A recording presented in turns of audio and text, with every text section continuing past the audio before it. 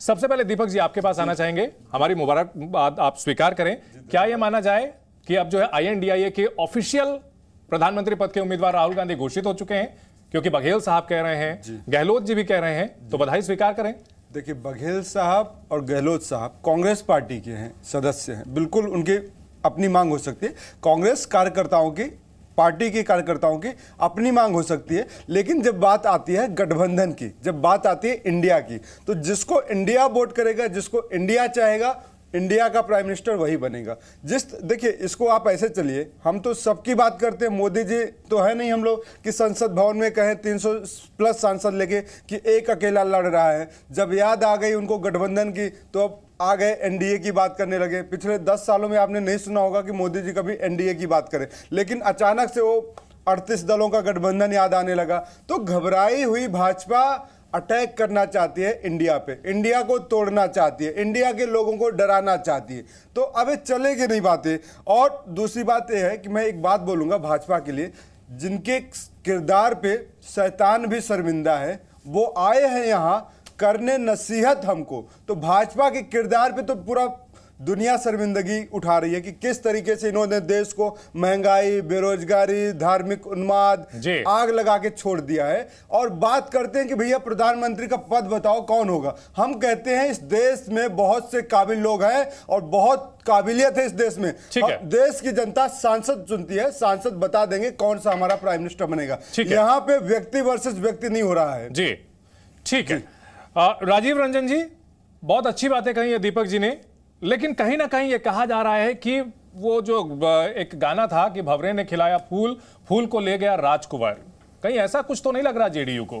नीतीश कुमार जी ने सबको जोड़ने की मेहनत की, लेकिन लास्ट में कांग्रेस आई और महफिल लूट गई। देखिए, भारतीय जनता पार्टी के लिए इन बयानों के मायने ढूंढने के सिवाय कोई काम नहीं बचा है। दरअसल 2024 में भारतीय जनता पार्टी और उनके तथाकथित 38 सहयोगियों की करारी शिकस्त की जमीन तैयार हो गई है। अब ऐसे में हर पार्टी के नेताओं के बयान और उन बयानों पर इनकी ओर से दी गई प्रतिक्रिया, फिर आपके और आपके अन्य मित्रों के चैनल्स पर इस पर लगातार हो रहे जो विमर्श हैं जी, मैं बस इतना कहना चाहूँगा।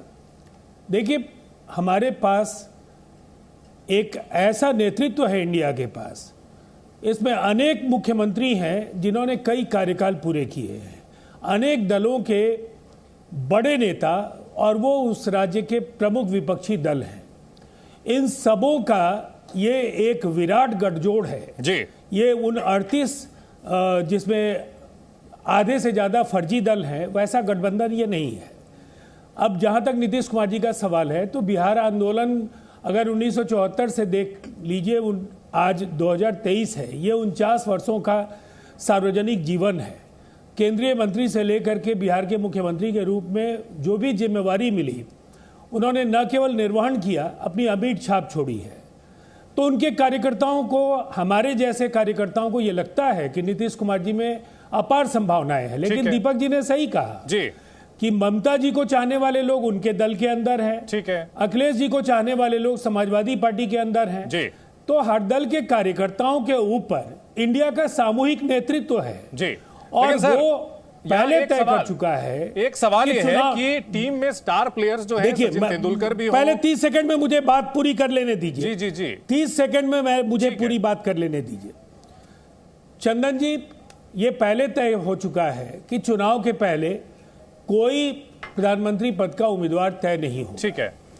तो मेरे हिसाब से अब तक जो 2 बैठकें हुई हैं और मुंबई की बैठक के बाद जो रोड मैप है वो देश के सामने होगा। चुनौती बड़ी है, भाजपा सामना करने में असफल दिख रही है, अक्षम दिख रही है, इसीलिए इस तरह के तमाम सवाल खड़े किए जा रहे हैं। ठीक है, चलिए, मेरा सवाल यह है कि टीम में सचिन तेंदुलकर हो, वीरेंद्र सहवाग हो, गौतम गंभीर हो, सारे स्टार प्लेयर्स हो, अपने अपने दिनों में मैच विनर्स हो, लेकिन एक धोनी तो कोई चाहिए, कोई कप्तान तो चाहिए।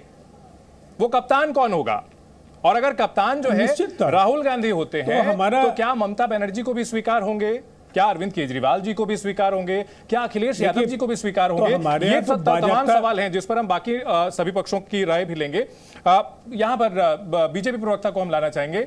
शिवम जी, ये एनडीए के INDIA के आपस की मामले की बात है, आप लोग तो डर गए हैं, आप लोग तो पहले जो है घबराए हुए हैं, इसीलिए इस तरह की बयानबाजी कर रहे हैं। देखिए कैसा घोरी कलयुग है, मतलब राजीव जी की पार्टी के मंत्री बयान भी दें अलग तरीके से, नीतीश जी अलग बयान दें, राहुल जी अलग बयान दें, भूपेश जी अलग बयान दें, अलग अलग कॉन्ट्राडिक्टरी बयान दें और भारतीय जनता पार्टी उस पर प्रतिक्रिया भी ना दे। कमाली बात हो गई भाई, राजनीति कर रहे हैं, जवाब तो देना पड़ेगा आपको। अगर आपको नहीं चाहिए प्रतिक्रिया तो आप इस तरह की भाषा ही मत इस्तेमाल कीजिए, इस तरह के बयान ही मत दीजिए। खैर, इंपॉर्टेंट बात यह है कि भूपेश बघेल चाहते हैं कि राहुल गांधी प्रधानमंत्री बने, अशोक गहलोत चाहते हैं कि राहुल गांधी प्रधानमंत्री बने, अनुराग भदौरिया चाहते हैं कि अखिलेश यादव प्रधानमंत्री बने, लालू जी कहते हैं कि मेरा बेटा मुख्यमंत्री बनना चाहिए तेजस्वी, केजरीवाल जी तो अलग ही हैं, वो तो अपने आप को खुद ही प्रधानमंत्री बनाते हैं, अभिषेक जी कहते हैं कि ममता बनर्जी प्रधानमंत्री बने। किसी ने जनता से पूछा है जनता क्या चाहती है? जनता चाहती है मोदी जी प्रधानमंत्री बने और वही बनेंगे। आपके चाहने ना चाहने से नहीं होता है ना, सिर्फ इतने से वोट, अपने घर घर के वोट डालने से अगर कोई प्रधानमंत्री बनना होता तो मुझे लगता है अब तक तो कई लोग बन चुके होते। अब आगे आते हैं, जहां तक बात विषय है इनका कि भाई इस तरह की चीजें चल रही हैं और हम तो नीति पर आगे जाकर तय करेंगे कि कौन बनेगा। जीतने के बाद साफ कह दीजिए ना, साफ कहिए खुलकर कि हमारे पास इस देश के प्रधानमंत्री श्री नरेंद्र मोदी जी के सामने कोई चेहरा नहीं है, ना इतना मजबूत, ना इतना ताकतवर, ना इतना जनमान्य, ना इतना बेहतर नेता कोई नहीं है। इस वजह से मजबूरन इकट्ठा होकर उनके सामने चुनाव लड़ेंगे। हारना तो है ही है, अगर कुछ बन पाया तो हो सकता है कि शायद कोई प्रधानमंत्री बन जाए। अब मंडे ट्यूसडे के हिसाब से प्रधानमंत्री चुने जाएंगे कि फिर फला दिन कौन सा बनेगा, फला दिन कौन सा बनेगा। विषय साफ है, एक तरफ एक दल है, एक तरफ एक नेता है जिनका एक क्लियर कट स्टैंड है, जिनका एक एजेंडा है, जिनका एक भारत के लिए जो है एक मैप है कि आगे कैसे जाना है। दूसरी तरफ वो लोग हैं जिनके पास ना अपनी ही पार्टी का मैप है, ना अपने गठबंधन का मैप है। और नीतीश जी के अंत पर एक बार उन्होंने कहा देखिए जी मेरी कोई इच्छा नहीं है, मेरा निजी तौर पर मुझे कुछ नहीं चाहिए। ठीक है जी, वानप्रस्थ ले लो फिर। ठीक है भाई, अगर राजनीति में आप इस तरह की बातें करते हैं तो उसका भी एक अर्थ है। ठीक है, मैं मानता हूं कि उनके लिए ये अपने आप में एक बहुत ही मतलब बुरी खबर होगी कहीं ना कहीं कि जिस तरीके से कांग्रेस पूरे सिस्टम को हैक करने की कोशिश कर रही है।